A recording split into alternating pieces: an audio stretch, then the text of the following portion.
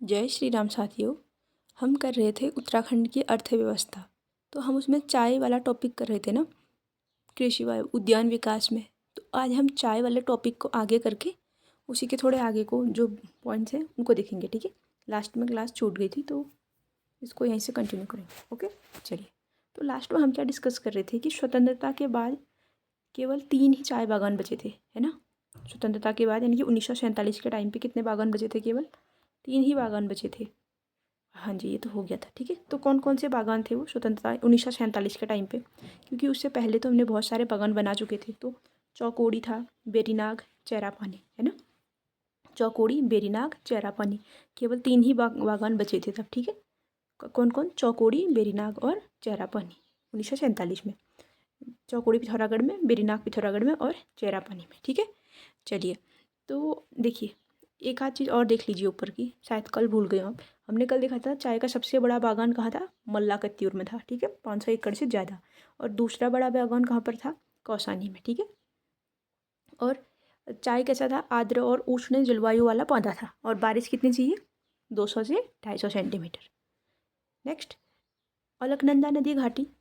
अलकनंदा नदी घाटी ये भी किस लिए प्रसिद्ध थी? चाय बागानों के लिए। ठीक है, कहाँ पर? ये ग्वालदम वाला एरिया है जो चमोली बागेश्वर के अराउंड उसमें पड़ता है।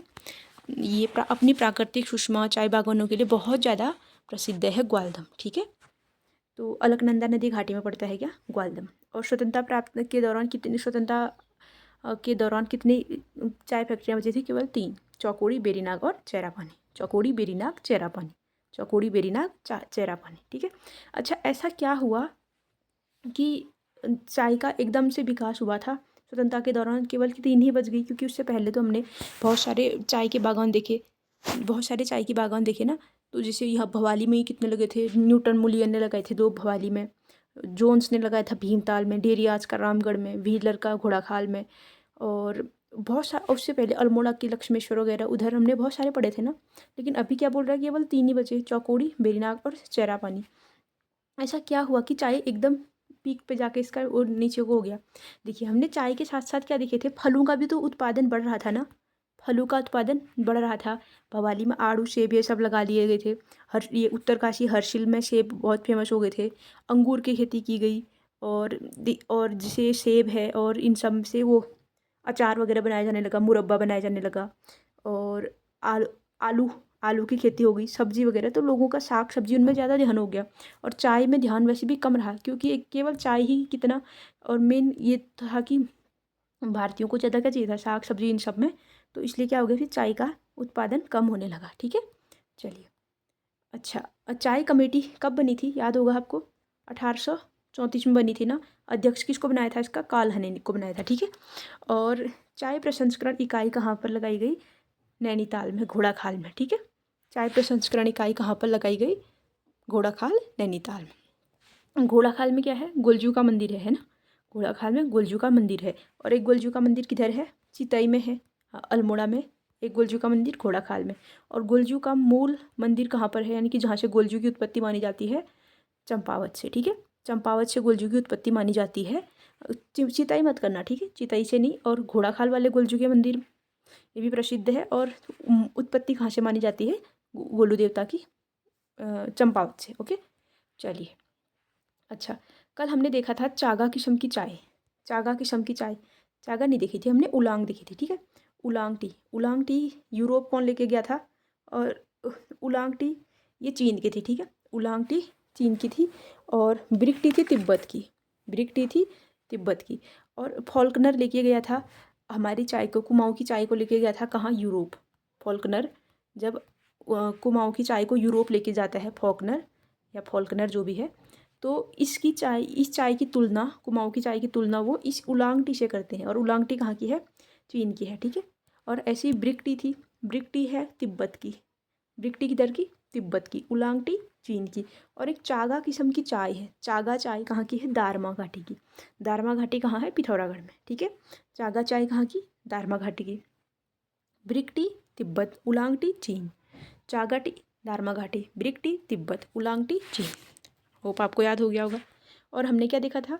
उत्तराखंड की चाय को हम किस ब्रांड से बेचते थे? कैच टी करके। कैच कैच करके डालते थे ना चाय पत्ती का डब्बा, ऐसे ऐसे करके। तो कैच करके हमने क्या बनाया? चाय पत्ती इस ब्रांड से बेची, ठीक है। और हमने ये भी देखा था उत्तराखंड चाय विकास बोर्ड का गठन कब हुआ था? 12 फरवरी 2004 को। उत्तराखंड चाय विकास बोर्ड का गठन कब हुआ भाई, बताओ? 12 फरवरी 2004 को। और इसका हेडक्वार्टर कहाँ है? अल्मोड़ा में है। हेडक्वार्टर कहाँ है? अल्मोड़ा में। जो मुख्यमंत्री त्रिवेंद्र सिंह रावत हुए एक बार उत्तराखंड के, तो उन्होंने क्या किया, जो चाय विकास बोर्ड का हेडक्वार्टर है इसको अल्मोड़ा से गैरसैंण करना चाह रहे थे। मतलब गैरसैंण करना ही नहीं, इन्होंने गैरसैंण के लिए बहुत ज़्यादा जोर लगाया था राजधानी बनाने के लिए, तो ये बना नहीं पाए। तो इसलिए इन्होंने गैरसैंण को यहाँ पे वो ग्रीष्मकालीन राजधानी बना दिया त्रिवेंद्र सिंह रावत ने। और ये क्या करना चाह रहे थे, चाय विकास बोर्ड का हेडक्वार्टर भी गैरसैंण ही करना चाह रहे थे, लेकिन इसमें ये सफल नहीं हो पाए, ठीक है। हालांकि इनको बड़े उनके लिए जाना जाता है अपने ऐतिहासिक फैसलों के लिए, क्योंकि गैरसैंण बनाना भी, क्योंकि राजधानी परिवर्तन भी छोटी बात नहीं थी, उसके लिए बहुत सारे आंदोलन हुए थे, ठीक है। चलिए नेक्स्ट देखिए, उत्तराखंड में चाय विकास परियोजना कब आई? उत्तराखंड चाय विकास परियोजना 1993-94 में। उत्तराखंड चाय विकास परियोजना कब आई? 1993-94। उत्तराखंड चाय विकास परियोजना 1993-94। उत्तराखंड में सर्वाधिक चाय उत्पादन कौन करता है? अल्मोड़ा। उत्तराखंड चाय विकास बोर्ड कहाँ है? अल्मोड़ा में। कब बना? 12 फरवरी 2004। तो सबसे ज़्यादा चाय उत्पादन भी कौन करता है? अल्मोड़ा। अंतर्राष्ट्रीय चाय दिवस कब मनाते हैं? 21 मई। अंतर्राष्ट्रीय चाय दिवस कब मनाते हैं? 21 मई। 21 मई याद कर लोगे ना, 21 मई। 21 मई, ठीक है। अंतर्राष्ट्रीय चाय दिवस 21 मई। चलिए अब देखिए, चाय वाला टॉपिक हमारा यहाँ पे एंड हो गया, ठीक है। चाय वाला टॉपिक यहाँ पे ख़त्म हो गया। तो चाय से कोई क्वेश्चन छूट बताऊँ, कोई इंपॉर्टेंट हो जैसे अच्छा मेरे को ये बताओ, एक क्वेश्चन बताओ, चाय की खेती को व्यापक रूप से किसने फैलाया था? रायले ने, ठीक है। रायले ने कब फैलाया था? 1835 में। ये इंपॉर्टेंट क्वेश्चन PYQ है, ठीक है। और एक PYQ ये बताओ मुझे, 1843 में हडल्स्टन ने चाय बागान लगाई। कहाँ लगाई? हडल्स्टन ने चाय बागान लगाई पौड़ी में, ठीक है। पौड़ी में चाय बागान किसने लगाई? हडल्स्टन ने। कब? 1843 में। और मुझे बताओ एसाई वांग कब आया ये अंग्रेजों के आमंत्रण पर भारत? 1850 में आया, ठीक है। चीन का एसाई वांग भारत कब आया? 1850 में, चाय की मतलब चाय के गुर सिखाने के लिए। और वटक का अर्थ क्या था? बगीचा था, लेकिन इंदु कुमार मेहता के अकॉर्डिंग क्या था? केले का पेड़। और झड़ी पानी देहरादून में चाय प्रशिक्षण केंद्र कब बनाया? 1834 में, ठीक है। झड़ी पानी देहरादून में चाय प्रशिक्षण केंद्र कब बनाया? 1834 में। 1834 में ही क्या हुआ था? चाय कमेटी बनी थी ना, अध्यक्ष बनाया था कॉलहनी को। तब कमिश्नर कौन था? कुमाऊं ट्रेल था। और इंडिया का गवर्नर जनरल कौन था? बेंटिक। और ये बताओ मुझे, टिहरी में पहला बागान कहाँ पर लगाया था? गोठ में लगाया था, कोठ में लगाया था, ठीक है। चलिए, तो ये थी हमारी चाय के बारे में। अब थोड़ा सा जो एक्स्ट्रा चीज़ें हैं उनको, अच्छा चाय दिवस बताओ, अभी देखा है 21 मई, ठीक है। 21 मई चाय दिवस मनाया जाता है। अच्छा, एक फल आता है यहाँ पे उत्तराखंड में, भमोरा फल। क्या होता है? भमोरा फल। ये बेसिकली स्ट्रॉबेरी जैसा दिखता है, तो इसको हिमालयन स्ट्रॉबेरी बोलते हैं। स्ट्रॉबेरी जितना बड़ा नहीं होता, छोटा होता है, तो इसको क्या बोलते हैं? Himalayan strawberry.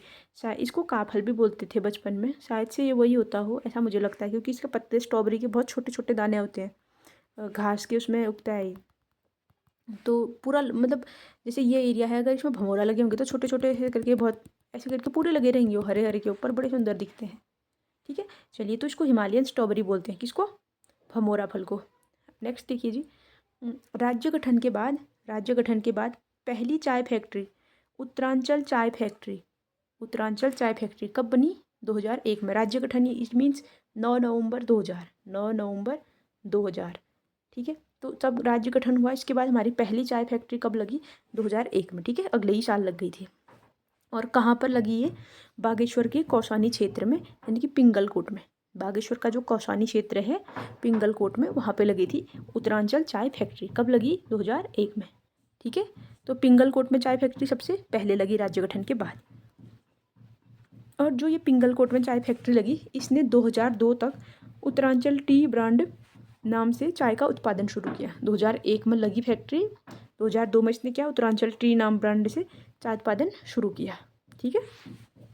चलिए, वर्तमान में उत्तराखंड चाय विकास बोर्ड यानी कि तो 2004 को बना था 12 फरवरी, इन फैक्ट्रियों का प्रबंधन करता है। किन फैक्ट्रियों का प्रबंधन करता है? जो जिसका हेडक्वार्टर अल्मोड़ा में है। घोड़ाखाल वाली जो चाय फैक्ट्री है, घोड़ाखाल नैनीताल, चंपावत, नौटी चमोली, और कौशानी और हरिनगरी बागेश्वर। ठीक है, और ये 4 जिलों में फैक्ट्रियाँ हैं, 4 जिलों में। ठीक है, 4 जिलों में फैक्ट्रियाँ हैं, लेकिन फैक्ट्रियाँ कितनी है? 5, क्योंकि बागेश्वर में कितनी है? 2। कौन कौन सी? कौशानी और हरिनगरी। हरिनगरी बागेश्वर में नहीं है, मतलब बागेश्वर में ही है, लेकिन गरुड़ में है। ठीक है, गरुड़ भी एक जगह पड़ती है। हाँ, यहाँ पर है गरुड़ में। कौन? हरिनगरी। और कौशानी बागेश्वर में, नौटी चमोली में, और घोड़ाखाल नैनीताल में। ठीक है, तो 4 जिलों में फैक्ट्रियाँ हैं। देखिए, फैक्ट्रियाँ केवल 4 जिलों में हैं, और 9 जिलों में चाय का उत्पादन होता है। 9 जिलों में चाय का उत्पादन होता है। और किन में उत्पादन नहीं होता है? जो मैदानी ज़िले हैं उनमें तो नहीं होता है। ठीक है, चलिए आगे देखिए। भीमताल, भवाली, कोटाबाग, कौशानी, चौकोड़ी। देखिए, भीमताल नैनीताल में आता है, भवाली नैनीताल, कोटाबाग नैनीताल रामनगर वाला, और कौशानी बागेश्वर, चौकोड़ी पिथौरागढ़। ये क्या है? ब्रिटिश काल के प्रमुख चाय उत्पादक केंद्र हैं। ब्रिटिश काल के चाय उत्पादक केंद्र कौन कौन से? भीमताल, भवाली, कोटाबाग, कौशानी, चौकोड़ी। ठीक है, और चाय फैक्ट्रियाँ कितने जिलों में थी? 4। किस किस में? नैनीताल, चमोली, बागेश्वर, और नैनीताल, चमोली, बागेश्वर, 4 जिलों में फैक्ट्रियाँ। और चंपावत। ठीक है, चंपावत को हमने मिस कर दिया। चंपावत को क्यों मिस किया? क्योंकि चंपावत में है। बाकी जैसे घोड़ाखाल था नैनीताल, और चमोली की नौटी, कौशानी और हरिनगरी बागेश्वर में। और चाय का उत्पादन कितने जिलों में होता है? 9 जिलों में होता है।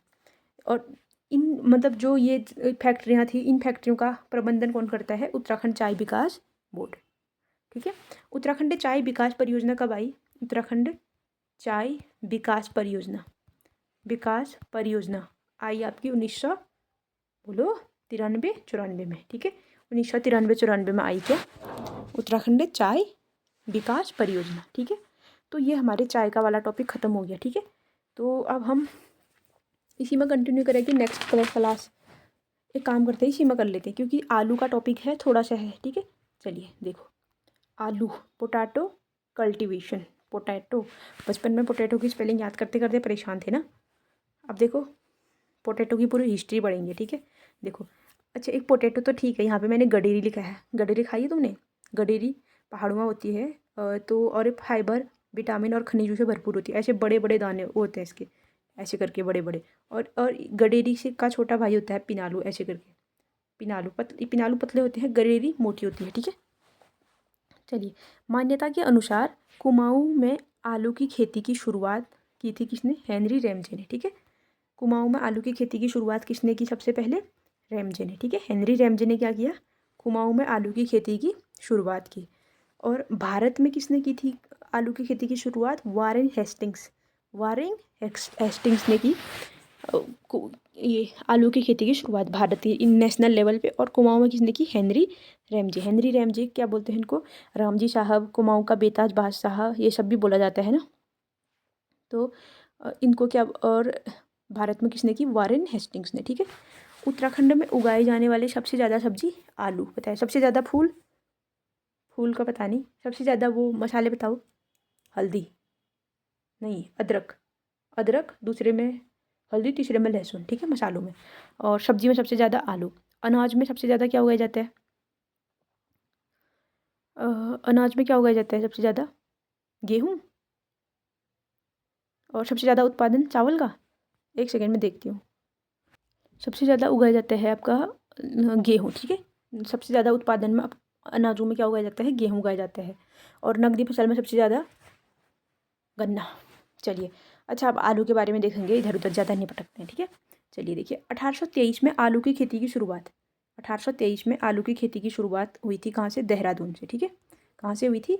देहरादून से। किसने की थी? मेजर यंग ने की थी देहरादून से 1823 में। ठीक है, अब देखिए फिर 1864 इसमें विदेशी आलू की खेती स्टार्ट की। किसने? मिस्टर हैरी बर्जर ने।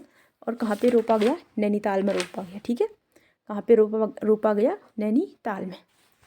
देखिए, 1823 में आलू की खेती का स्टार्ट किसने की? मेजर यंग ने। कहाँ से की? देहरादून से। और 1864 में विदेशी आलू की खेती किसने स्टार्ट की?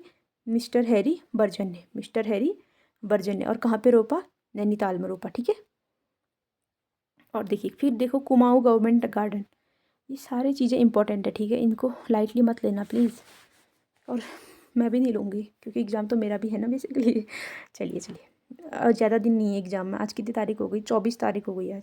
24 महीना मार्च है, देखो अप्रैल बोलने लग गई। दिमाग एकदम हिल गया है, अब समझ में नहीं आ रहा है क्या नहीं है करके, पूरा कुछ समझ में नहीं आ रहा। 17 मई को एग्ज़ाम है, सारा याद करने है ना, क्योंकि देखो याद तो हमने कर रखा है, पढ़ तो हमने रखा है, मेन है रिवीजन है, और दिमाग में रहना इंपॉर्टेंट है, ठीक है, दिमाग में रहना, क्योंकि इतने साल से हम वेस्ट तो कर नहीं रहे, पढ़ तो रहे ही हैं, लेकिन यही बात है ना कि लास्ट में वहाँ पे क्वेश्चन गलत नहीं होना चाहिए, ठीक है। चलिए अच्छा देखो, बहुत लेक्चर हो गया, पहले के क्वेश्चन बताओ तो मुझे। कुमाऊँ में आलू की खेती का शुभारंभ किसने किया? हेनरी रैमजे ने किया, वो तो ठीक है। अच्छा ये बताओ मुझे, देहरादून में किसने किया फिर? 1823 में मेजर यंग ने। गुड, बड़े होशियार हो तुम। 1823 में किसने किया? मेजर यंग ने। और विदेशी आलू की खेती किसने शुरू की थी?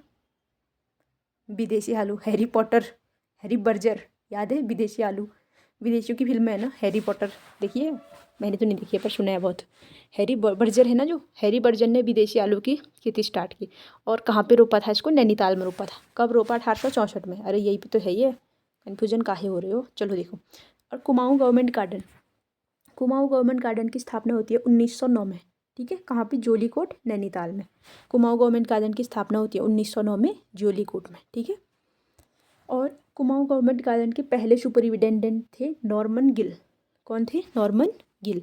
अब ये जो गिल है ना, अगर गिल आ गए तो क्या हो गया? कुमाऊँ में बागवानी का स्वर्णकाल शुरू हो गया, ठीक है। इन्होंने बागवानी के क्षेत्र में बहुत ज़्यादा काम किया, बहुत ज़्यादा काम किया, तो इनके काल को क्या बोलते हैं? कुमाऊनी बागवानी का स्वर्णकाल। तो पहले सुपरिटेंडेंट किसको बनाया गया? नॉर्मन गिल को, कुमाऊँ गवर्नमेंट गार्डन का। कब? 1909 में स्थापना हुई कुमाऊनी गवर्नमेंट गार्डन के, कहाँ पे? जोलीकोट में। नेक्स्ट देखिए, नैनीताली आलू ट्रेडमार्क बन चुका था। नैनीताली आलू क्या बन गया था? ट्रेडमार्क बन गया था। नैनीताल के आलू को देश के अन्य भागों में, मतलब उत्तराखंड व कुमाऊँ के का हुआ ना नैनीताल, तो इसके देश के अन्य भागों में पहाड़ी आलू के नाम से बेचा जाता था, ठीक है। पहाड़ी आलू, देखिए अभी भी कोई सब्जी अगर बेचेंगे तो अगर एक मतलब वैसे होती है हाइब्रिड वाली, मतलब जो भी है, एक वैसे होती है देशी, मतलब एक खेत, मतलब नॉर्मल पहाड़ों की होती है, एक मैदानी क्षेत्रों से आई हुई होती है। तो अगर वो पहाड़ी होगी तो उसको ज़्यादा महंगा बेचते हैं, क्योंकि और उसको पहाड़ी है करके। तो इसी तरह से जो हमारे नैनीताल का आलू था, उसको पहाड़ी आलू के नाम से देश से बाहर उत्तराखंड से, राज्य से बाहर बेचा जाने लगा, ठीक है। एक लॉन्ग कीपर है, लॉन्ग कीपर किसकी प्रजाति है? आलू की, ठीक है। लॉन्ग कीपर किसकी प्रजाति है? आलू की। और इसको कौन लाया? गिल लाया, नॉर्मन गिल लेके आया आलू की लॉन्ग कीपर प्रजाति को। शायद से क्वेश्चन आया है एग्जाम में, आलू की लॉन्ग कीपर प्रजाति को कौन लाया? तो कौन लाया? नॉर्मन गिल। नॉर्मन गिल के काल को क्या कहते हैं? कुमाऊनी भाषा का बागवानी का स्वर्णकाल। और कुमाऊँ गवर्नमेंट गार्डन कब बना? 1909 में जोलीकोट में। और विदेशी आलू की खेती किसने शुरू की थी? हैरी बर्जन ने। कहाँ पे रोपा था? नैनीताल में। और कब किया था? 1864 में। और देहरादून में कैप्टन यंग ने, मेजर यंग ने कब लगाया था वो? 1823 में। मेजर यंग ने कब लगाया? 1823 में। बताओ लॉन्ग कीपर कौन लाया? Gill. Next, potato research centre Bhowali में स्थापित किया गया। पोटैटो रिसर्च सेंटर कहाँ पे स्थापित किया गया? भवाली में। पोटैटो रिसर्च सेंटर भवाली में स्थापित किया गया। इसको पर्वतीय फल बाजार के रूप में जाना जाता है। किसको? भवाली को। पर्वतीय फल बाजार के रूप में किसे जानते हैं? भवाली को। और पोटैटो रिसर्च सेंटर यहाँ पे स्थापित किया गया। और एक विविध फल बाजार है, विविध फल बाजार, ये जालना में है, जालना अल्मोड़ा में है, ठीक है, अल्मोड़ा में। विविध फल बाजार जालना, पर्वतीय फल बाजार भवाली। विविध फल बाजार जालना, पर्वतीय फल बाजार भवाली। और फलोद्यानों का देश, फलोद्यानों का देश है चौबटिया। फलोद्यानों का देश कहाँ है? चौबटिया। फलोद्यानों का देश किधर है? चौबटिया, ठीक है। चलिए हम थोड़ा सा है देखो, फिर एप्पल को हम नेक्स्ट क्लास में करेंगे। आलू के लिए फेमस जगह कौन सी थी? आलू के लिए फेमस था खुरपाताल, नैनीताल। आलू के लिए फेमस कहाँ था? खुरपाताल, नैनीताल। और अभी वर्तमान में सबसे ज़्यादा आलू कहाँ उगाया जाता है? पिथौरागढ़ में, ठीक है। अभी सबसे ज़्यादा आलू किधर उगाया जाता है? सबसे पूर्वी डिस्ट्रिक्ट पिथौरागढ़ में, ठीक है। चलिए ये था हमारा आलू के विषय में। एक बार फिर से रिवाइज कर लेते हैं आलू को। देखिए आलू की खेती को कुमाऊं में शुरू किसने किया था? उत्तराखंड में हेनरी रैमजे ने। और देश में किसने किया था? वारेन हेस्टिंग्स ने। और उत्तराखंड में सबसे ज़्यादा बोई जाने वाली सब्जी उगाई जाने वाली कौन? आलू। और सबसे ज़्यादा कौन सा जिला उत्पादन करता है आलू का? पिथौरागढ़। और आलू की खेती का शुभारंभ कहाँ से हुआ था? मेजर यंग ने देहरादून में किया था 1823 में रोप के। फिर विदेशी विदेशी आलू कब आए? देखो आलू तो आ गया था 1823 में, लेकिन विदेशी आलू बाद में आया कब? 1864 में। कौन लाया विदेशी? कब फिल्म कौन सी थी? Harry Potter. तो हैरी बर्जर वो लाया था 1864 में। और इसने कहाँ पे रोपा था उसको? नैनीताल में। ठीक है, नैनीताल में। और कुमाऊं गवर्नमेंट गार्डन कब बना? 1909 में जोलीकोट में। पहला सुपरिटेंडेंट नॉर्मल गिल को बनाया गया। और नैनीताली आलू क्या था? ट्रेडमार्क बन गया था। और जो नैनीताल में जो आलू उगाते थे उसको क्या बोलते थे? पहाड़ी आलू नाम से राज्य के बाहर उसको बेचा जाता था। और लॉन्ग क्रीपर आलू की प्रजाति को कौन लाया? गिल लाया। और पोटैटो रिसर्च सेंटर कब बना? बताओ। भवाली में पोटैटो रिसर्च सेंटर, आलू अनुसंधान केंद्र भवाली में कब बना? 1943 में। ठीक है, 1943। ये बहुत बाद की बात है, अभी तक हम 1800 में बढ़ रहे थे ना। तो 1943 में क्या बना? भवाली में आलू अनुसंधान संस्थान। ठीक है, potato research centre 1943 Bhowali. Potato research centre 1943 Bhowali. पर्वतीय फल बाजार भवाली को। विविध फल बाजार जालाना। फलोद्यानों का देश चौबटिया।